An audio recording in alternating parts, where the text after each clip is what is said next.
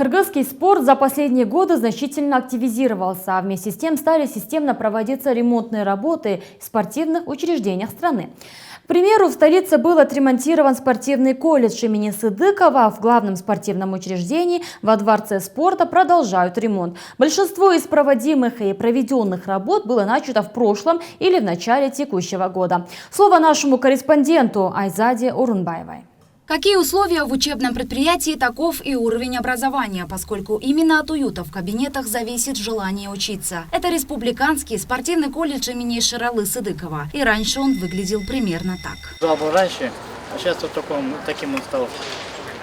Зал вольной борьбы, где... И был он не спортивным колледжем, а училищем Олимпийского резерва. К тому же теперь колледж перешел к Государственному агентству физической культуры и спорта. Получив новый статус, колледж приобрел и новый облик. Проведена большая работа, были внутренние работы проделаны в самом здании, учебном корпусе, в двух общежитиях, в столовой, в спортивном комплексе везде.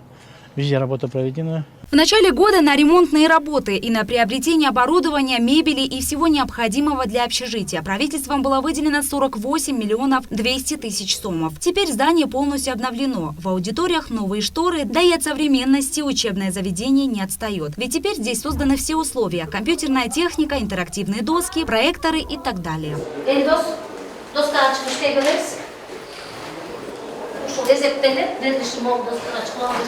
Я пришел сюда в прошлом году, тогда наша школа была, как бы сказать, не очень. Ремонт был слабый. Через год все изменилось, как говорил наш директор. Он свое слово сдержал. Сюда можно поступить после 8 класса и продолжать получать среднее образование. А далее можно остаться и выпуститься из спортивного колледжа на 3-м курсе. Всего здесь обучается почти 400 учеников и студентов. Однако планируется расширить спортивный колледж имени Сыдыкова и сделать его в 2 раза больше. Ведь желающих, как отмечается, становится все больше. Такие ремонтные работы проводятся не только в Бишкеке. По всей республике за этот год проделано достаточно много. У нас есть своя концепция развития.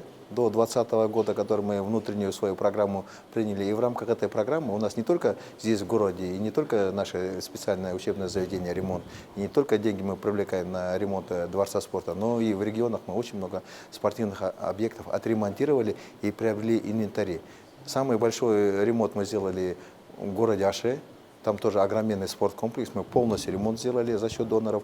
Майлюсу мы полностью двухэтажный спортивный комплекс полностью отремонтировали и инвентарь сделали.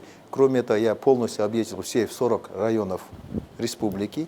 Дворец спорта имени Кабаулу Кодиомкула является одним из главных мест проведения самых масштабных мероприятий в республике. Наряду с этим у него и площадь весьма велика. Поэтому он ремонтируется достаточно долго и вполне много средств необходимо для его реконструкции. Так как госбюджетных средств было недостаточно, на этот ремонт привлекли и спонсоров. Итак, ремонтные работы во Дворце спорта имени Кабаулу Кодиомкула продолжаются. Как можно заметить, здесь уже установлены почти все стулья. Кроме того, в этом большом концертном зале дворца ремонтируется почти все, начиная от потолка и заканчивая, как можно проверить, полом.